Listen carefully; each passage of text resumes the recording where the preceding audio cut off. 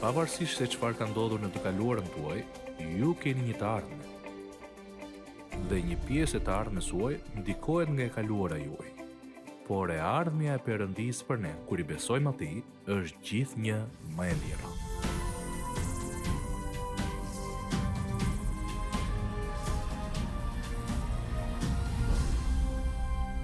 Katër dekada më parë, ne filluam shërbesën prekja për t'i drejtuar njerëzit në mbar botën në një marrëdhënie më të thellë me Jezus Krishtin. Për gjatë viteve, ne kemi parë madhështinë e Perëndisë, dashurinë dhe bekimin e tij në mënyrë aq të mahnitshme, sa duam që të gjithë ta njohin atë.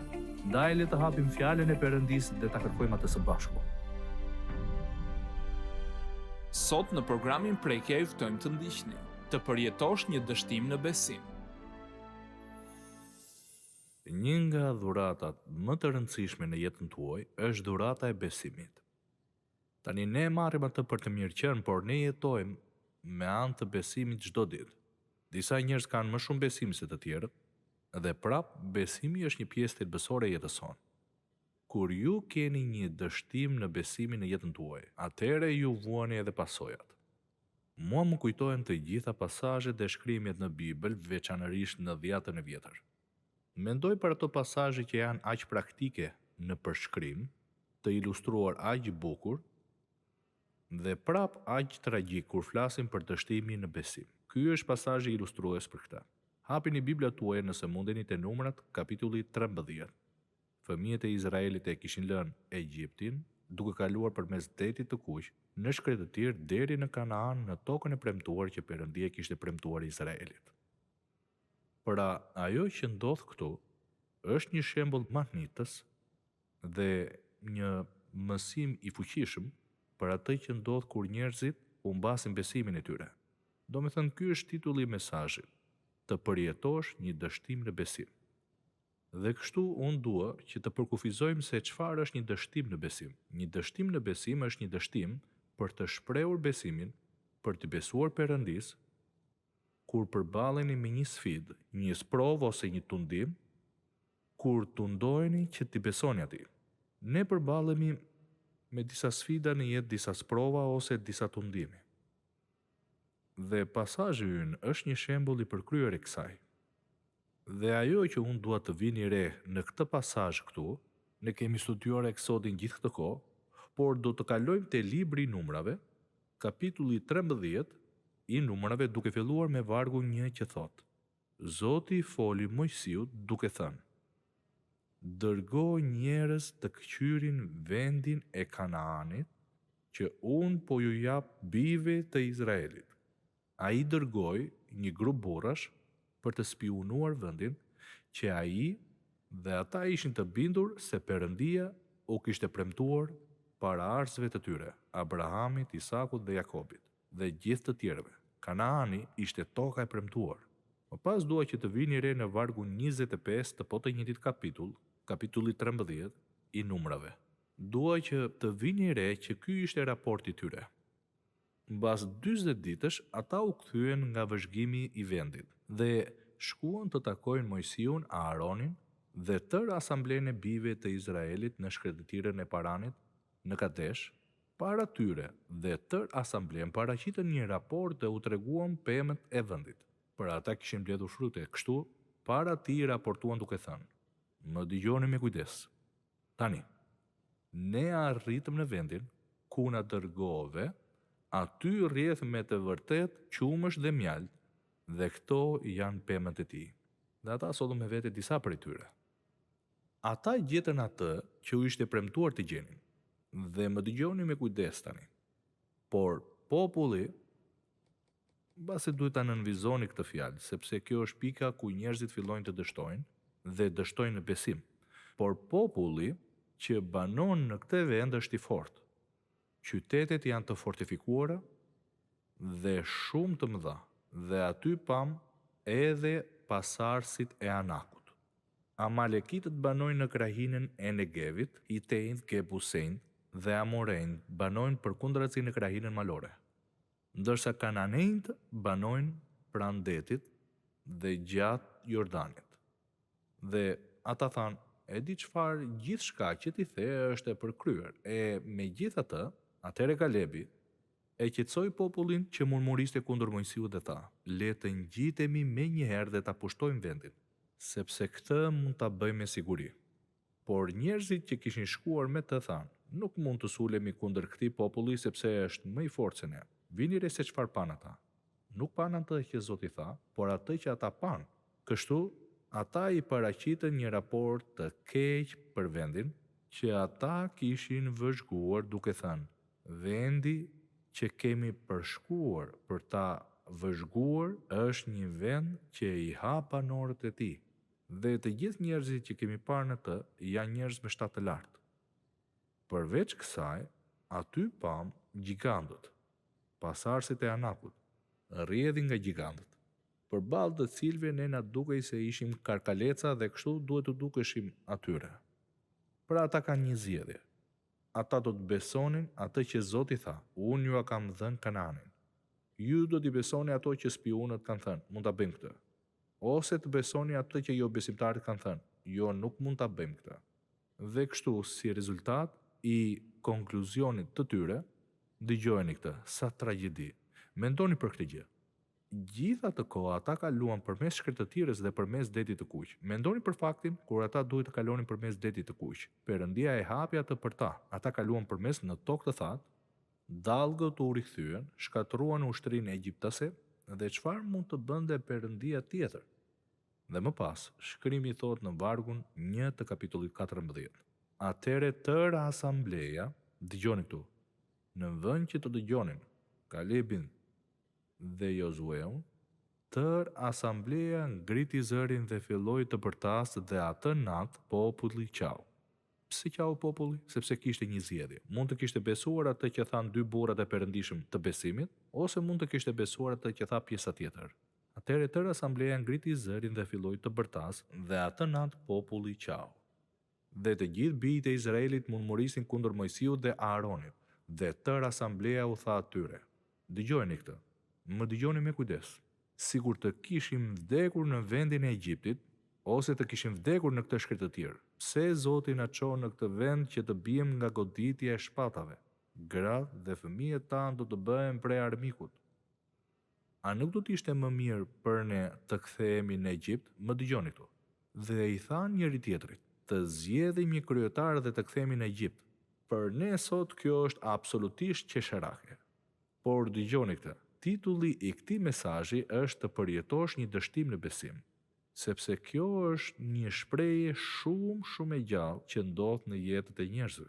Kur Perëndia i ka bekuar dhe i ka shpëtuar nga gjërat dhe më pas u ka dhënë mundësinë për një bekim tjetër, dhe për shkak se gjërat janë dukur disi të vështira, ata i kanë harruar të gjitha ato që kanë kaluar. Le të caktojmë një drejtues dhe të kthehemi në Egjipt. Të kthehemi ku? Në skllavëri. Dhe në sundimin e faraonit. Si do të ktheheshin pas? Përmes shkretëtirës dhe jo përmes detit të kuq. Dëgjoni. Atëherë Mojsiu dhe Aaroni ranë përmbys përpara tërë asamblesë së mbledhur të bijve të Izraelit. Jozueu biri i Nunit dhe Kalebi biri i Jefunehut, që ishte ndër ata që kishin vëzhguar vendin, grisën rrobat e tyre.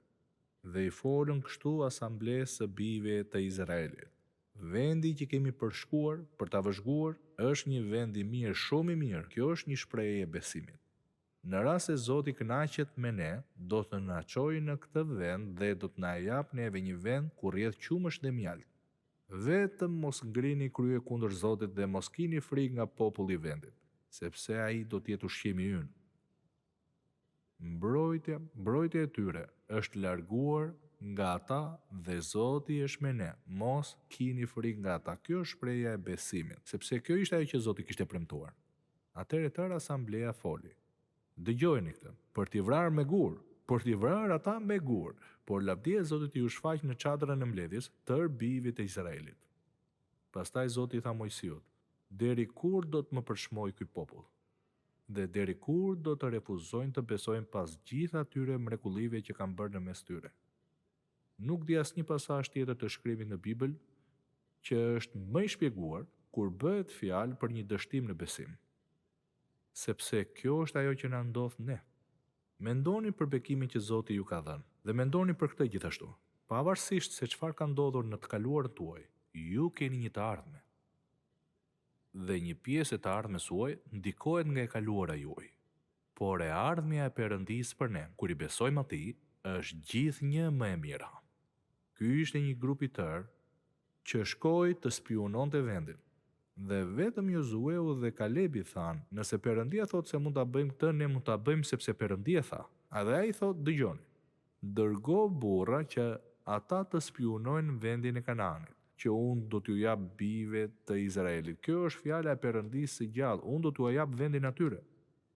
Dhe prapë kur ata dërguan spionët, vetëm 2 nga i gjithë grupi besuan. Ndaj kjo është ajo që dua të bëj. Dua t'ju tregoj pse kemi dështimit të besimit. Dhe arsye e parë është kjo, frika e dështimit. Ne nuk mund ta bëjmë këtë. Nuk ka asnjë mundësi, sepse ata njerëz janë shumë të mëdhenj. Dhe ata filluan ta përshkruanin gjithë këtë. Dhe dëgjoni se çfarë thot fjala e Zotit. Perëndia nuk na ka dhënë frymë frike, por forcë, dashurie dhe mendje kthjellësie. Dhe ne citojmë Psalmin 23. Dëgjoni, ne citojmë këtë, atë, më pas nuk i bindemi Zotit. Unë s'do të kem frikë nga asgjë e keqe. Shkrimi thot, nga kush do të kem frikë? Zoti është mbrojtja ime. Por ja se çfarë ndodh. Frika është paralizuese. Frika paralizon mendimet tuaja, paralizon arsyen tuaj dhe paralizon trupin tuaj. Frika është një emocion tragjik, veçanërisht në jetën e besimtarëve që kanë premtimet e Zotit. Ata kishin gjithçka që zemra e tyre kishte ndërruar. Ata kishin ndërruar për premtimit e Kanaanit, kur ishin në slllavëri në vendin e Egjiptit. Të dilin nga slllavëria e faraonit, të ishin të lirë dhe të çliruar, dhe tani që ata ishin kaq pranë Kanaanit, nuk mund ta bëjmë këtë.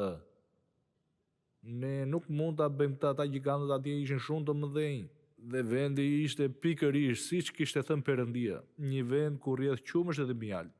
Pra Zoti s'u kishte dhënë të dhëna të rreme. Ai ju kishte dhënë atyre të dhëna për atë se si do t'ishte. Po për shkak se ata dëgjuan zërat e gabuar, çfarë ndodhi? Mendoni për këtë. Mendoni për moshën tuaj në këtë pikë, ktheuni pas 40 vjet. Dhe mendoni për marrjen e një vendimi dhe të jetuarit e 40 viteve të fundit në varfëri të skajshme. Sepse keni pasur një dështim në besim. Ata kishin, më dëgjoni këtu, ata kishin gjithë arsyet e botës për t'i besuar Perëndisë. Dëgjimi i zërave të gabuar mund të ndikojë te gjithçka në jetë. Frika nga dështimi ishte një nga gjërat kryesore. Së dyti, informacioni i rrem. Tu ishin 2 burra që besonin te Zoti dhe pjesa tjetër e tyre nuk besonte. Dhe kështu, ky grup tha, do t'ju tregojmë se çfarë kishte atje. Ja se çfarë kishte atje. Qytete me mure të larta, njerëz të lartë, ushtri të mëdha, ne nuk mund t'ja dalim dot. 2 burrat e tjerë, Josueu dhe Kalebi, duke parë me sytë e tyre, duke parë të njëjtën gjë, thanë, po, mund ta bëjmë këtë. Dhe ndryshimi ishte besimi i tyre te Zoti i plotfuqishëm. Sepse Josueu dhe Kalebi nuk e kishin harruar detin e kuq. Ata se kishin harruar se si Zoti kishte çliruar ata nga skllavëria në Egjipt, dhe tani ata po përballeshin me këtë informacion të rrem. Fakti ishte ky. Po çfarë është duke ndodhur? Ne do të mposhtemi dhe kemi për të humbur. Bëni shumë kujdes se kë dëgjoni në jetën tuaj. Dua ta them sërish këtë gjë. Bëni shumë kujdes se kë dëgjoni në jetë. Sepse për shkak të mungesës së besimit, nëse s'do të jeni të kujdesshëm, do ta lejoni qëndrimin e tyre negativ të ndikojë në qëndrimin tuaj dhe pa kuptuar do të besoni atë që ata besojnë. Ekziston dhe një arsye e tretë për dështimin e tyre. Dështimi i tyre për të kujtuar fuqinë e Zotit në të kaluar.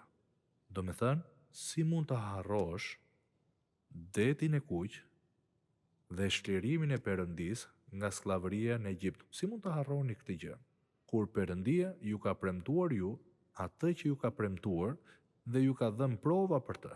Si mundën Josueu dhe Kalebi të thoshin po. Dhe pjesa tjetër të thoshte jo. E dini çfarë? Josueu dhe Kalebi, dëgjoni këtu, po i shihnin gjigantët dhe po i shihnin ata përmes syve të Perëndisë. Dhe ja ku jemi ne. Ne dështojmë në besim për shkak të frikës nga dështimi, të informacionit të rrem dhe dështimit për të kujtuar fuqinë e Zotit në të kaluarën. Dhe kështu, ndërsa ta u zhytën në të kaluarën, si mund të vinin në dyshim Perëndin? Dhe cili është problemi? Ata i fiksuan syt te ajo që ata pan, dhe ajo që harruan është kjo: tërë ato karroca dhe gjithë ajo ushtri e faraonit, ku ishin ato tani? Ato ishin në fund të detit. Nëse egjiptasit me karrocat e tyre nuk mund të t'i shkatronin, ç'mund të bënin njerëzit në qytetet me muret e larta? Dhe përveç kësaj, Zoti i plotfuqishëm tha: unë ju a kam dhënë vendin që i premtova Abrahamit, Isakut dhe Jakobit. Ju a kam dhënë juve. Pik. Tani ajo që duhet të shihni është kjo. E njëjta gjë mund të ndodhë në jetën tuaj. Qoftë një çështje e vogël ose një çështje e madhe, problemi është ky. A jam i gatshëm të besoj Zotit? Më dëgjoni me kujdes. A jam i gatshëm të besoj Zotit sepse ai e tha këtë? Pik. Apo jam i gatshëm të besoj Zotit nëse ai do të bëj disa gjëra të caktuara për të siguruar besimin tim? Në këtë kohë, unë e shoh këtë bashkësi dhe kuptoj që në moshën tuaj, ju nuk duhet keni asnjë dyshim. Nëse besoni fjalën e Zotit, Perëndia im, dëgjoni, Perëndia im do të plotësoj të gjitha nevojat tuaja sipas pasurisë së tij në lavdi në Krishtin Jezus përmes marrëdhënies suaj me të. Sepse nëse e lini jashtë këtë, ju thoni: Perëndia im do t'i plotësoj të gjitha nevojat e mia në bazë të çfarë? Jo në bazë të mirësisë sime, aftësisë sime, talenteve, por në bazë të marrëdhënies sime me Jezusin. Kjo është arsyeja. Kështu ata kishin të gjitha arsyet e botës për t'i besuar Zotit që t'ia dilnin, por ata kaluan 40 vjet në shkretëtir duke vuajtur, sepse nuk i besuan Zotit. Dhe më pas, ata të shtuan që t'i shihnin gjërat nga perspektiva e Zotit. Nga perspektiva e Zotit, Kanaani ishte diçka e sigurt. Ishte një çështje e përfunduar për sa i përkiste e Zotit.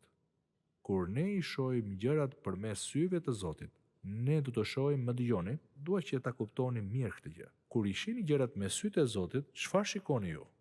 Ju shikoni atë që Zoti i plotfuqishëm mund të bëjë në ju, për ju dhe përmes jush. Nëse do ta keni fokusin tek ai, jo të thoni: po kjo, ta zëm se ndodhi kjo, ta zëm se ndodhi ajo, por unë e di që Bibla e thot këtë, me fjalë të tjera, ju mund të gjeni mjaft arsye për të mos i besuar Perëndis, por nuk janë arsye të drejta. Apo e kuptoni mesazhin? Çfarë ka vënë Perëndia më njan për jetën tuaj? Mos e shihni të kaluarën tuaj dhe mos bëni gjykime për të ardhmen. Shihni të kaluarën dhe falenderoni Zotit për atë që ai ka bërë. Natyra e Perëndis nuk ndryshon. Pra, ju i shihni gjërat nga perspektiva e Zotit. Ja cili ishte ndryshimi. Kur Jozueu dhe Kalebi pan tokën e premtuar, ata thanë: qytete me mure, mund t'ja dalim. Edhe me këta njerëz shtet lart, mund t'ja dalim. Sepse Perëndia na ka thënë se mund t'ja dalim, dhe Perëndia na ka premtuar se ne mund t'ja dalim. Zoti e ka siguruar Kanaanin për ne. Ne kemi pritur për të vite për mijëra vite dhe tani po arrim tek kufit e tokës së premtuar dhe shumica e njerëzve këtu thonë: ne duam të kthehemi në Egjipt. Por Jozueu dhe Kalebi i pan këta njerëz të mëdhenj, anakët e tjerë. Ata i pan dhe thanë: sa i madh është Zoti. Dhe kështu duhet i shohim edhe ne gjërat, sa i madh është Zoti. Sa i pasur është Zoti. A ka mjaftueshëm sa i pasur është Zoti?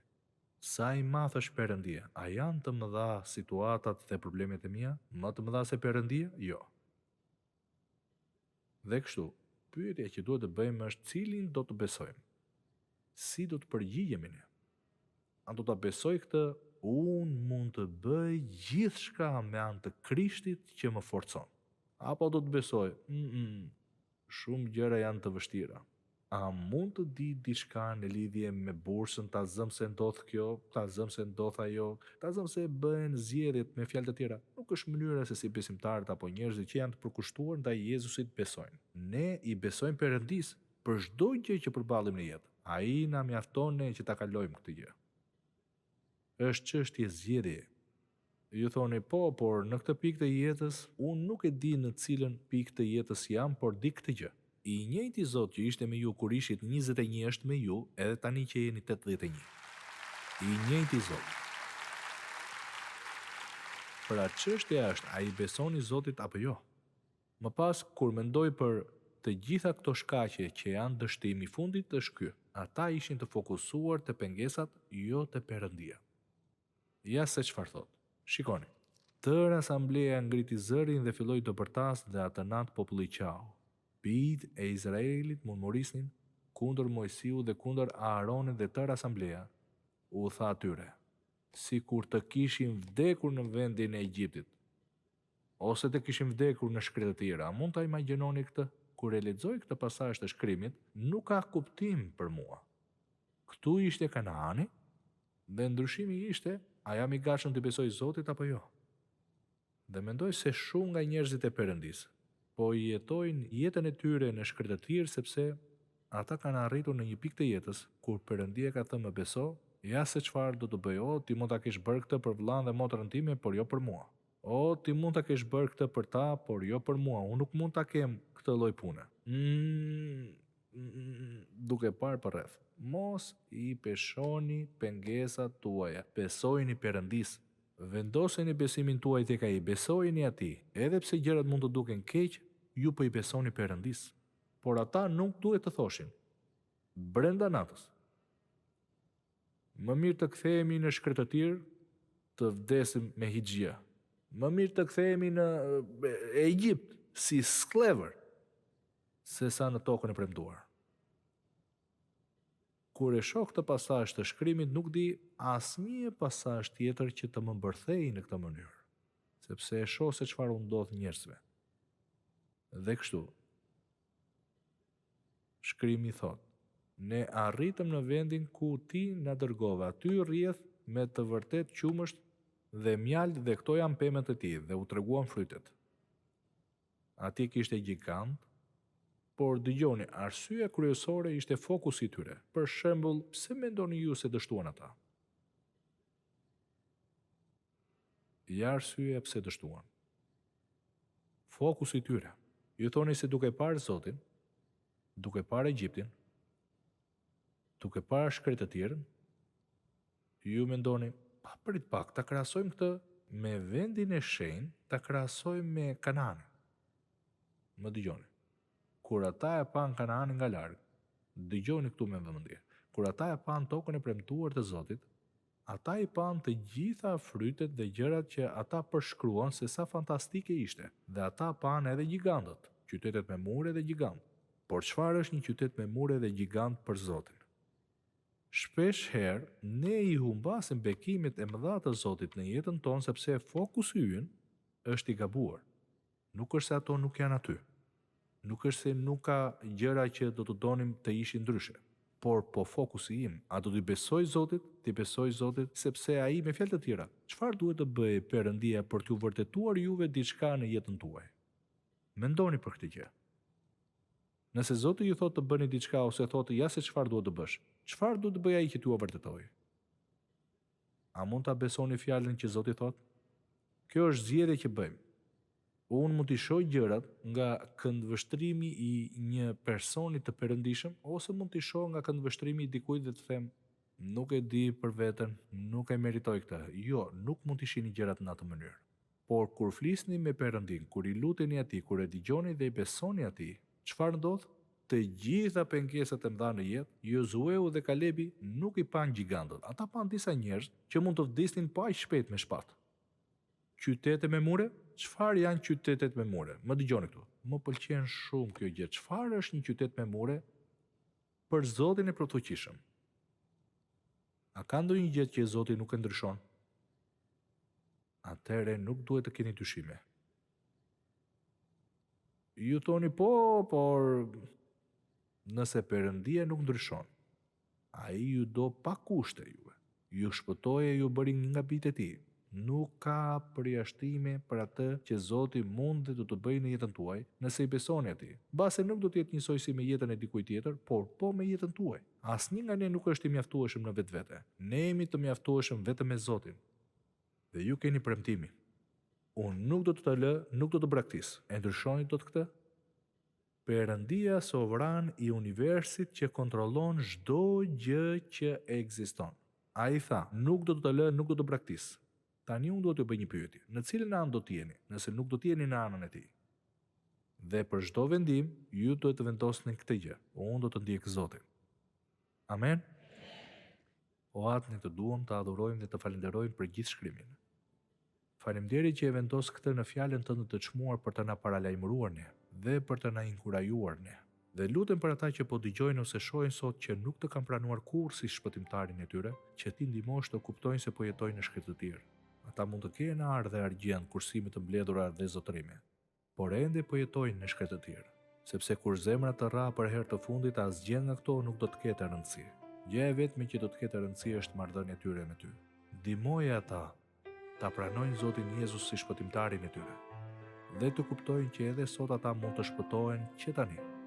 Unë lutem në emrin e Jezusit, që personat që po na ndjekin ose dëgjojnë sot tani të kuptojnë se janë në shkretë të tjerë pa Jezus Krishtin.